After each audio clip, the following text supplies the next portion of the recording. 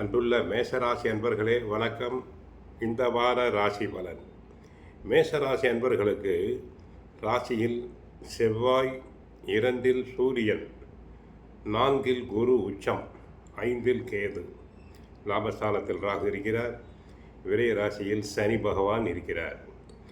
ஜென்ம ராசியில் செவ்வாய், 2இல் சூரியன், 12ஆம் இடத்தில் சனி இருப்பதால் பேச்சில் பொறுமை தேவை, நிதானம் தேவை. பணம் கொடுக்கல் வாங்கல் விஷயத்தில் கவனமாக இருத்தல் வேண்டும். பிறருக்கு கடன் தரக்கூடாது, கடன் வாங்குதலும் கூடாது.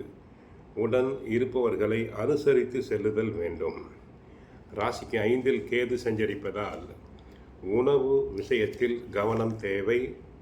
வெளி இடங்களில் உணவு உண்பதை தவிர்த்தல் வேண்டும்.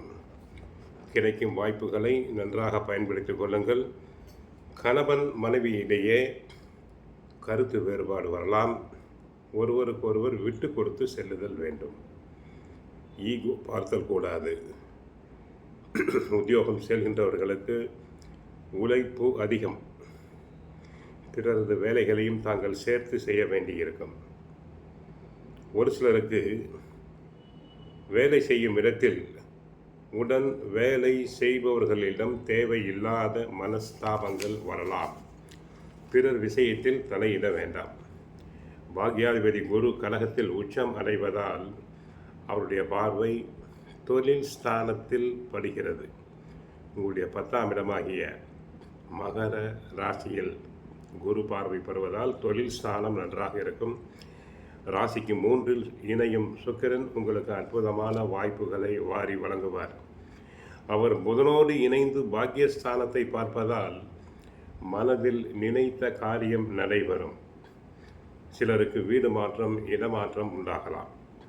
குடும்ப ஒற்றுமை பலப்படும்.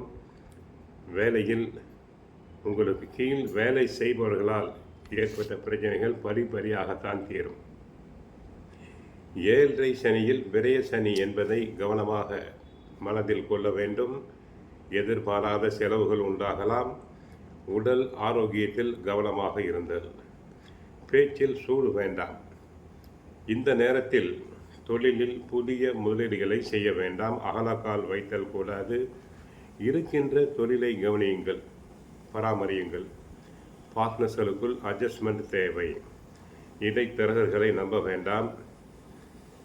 சுபகாரிய விஷயங்களில் தடைகள் ஏற்படலாம். சில காரியங்களில் தாமதம் ஏற்பதை தடுக்க முடியாது.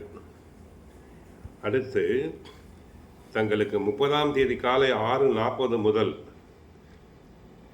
அடுத்து 1ஆம் தேதி ஜூன் 1 இரவு 7:08 வரை சந்திராஷ்டமம் இருப்பதால் சற்று கவனமாக இருங்கள். வண்டி வாகனத்தில் செல்லும்போது கவனமாக இருங்கள்.